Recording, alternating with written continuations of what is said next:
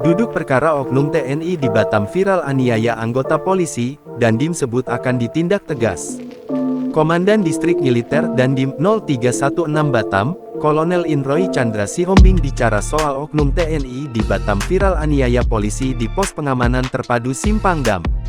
Oknum TNI di Batam itu berinisial A, dia telah diamankan dan saat ini tengah menjalani proses hukum.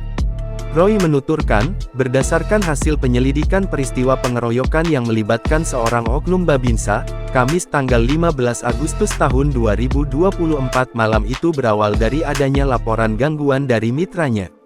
Mitra yang dimaksud adalah dari masyarakat. Yang bersangkutan seorang Babinsa, ia mendapat laporan dari mitranya bahwa dia diganggu oleh sekelompok orang di sekitar Simpang Dam, ujar Roy didampingi Kapolresta Barelang, Kombes Pol Heribertus Ompusunggu, Jumat tanggal 16 Agustus tahun 2024 sore di Kodim 0316 Batam. Menanggapi laporan tersebut, AP yang saat itu berpakaian dinas, secara spontan berangkat bersama 3 orang yang saat ini belum diketahui statusnya, baik warga sipil maupun militer. Namun pada saat di tempat, mereka mencari orang tersebut rupanya salah sasaran atau tidak ditemukan, sehingga mereka turun langsung serabutan saja di situ, tambahnya. Tindakan serampangan yang dilakukan itu mengakibatkan beberapa warga sipil terkena dampak, termasuk 2 anggota polisi yang saat itu tidak sedang bertugas. Setelah kejadian itu mereka langsung bubar berpencar.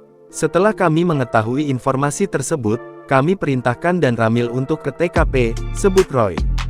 Dan Ramil yang diperintahkan menuju lokasi itu juga diminta mengambil langkah-langkah konsolidasi guna meredam aksi lanjutan.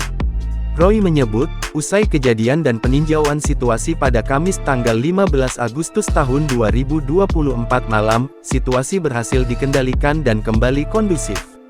Oknum yang bersangkutan ditangkap pada Jumat tanggal 16 Agustus tahun 2024 pagi dan saat ini sudah di sel. Kami tidak menutup diri dan akan menindak tegas sesuai dengan hukum yang berlaku jika oknum tersebut terbukti bersalah. Kejadian ini telah dilaporkan kepada pimpinan TNI AD dan Polda Kepri, tegas Roy. Pada kesempatan tersebut, Dandim O316 Batam itu juga menyampaikan permohonan maaf atas kejadian ini. Ia menekankan bahwa tindakan tersebut merupakan perbuatan oknum perorangan, bukan institusi. Download Tribun X sekarang, menghadirkan lokal menjadi Indonesia.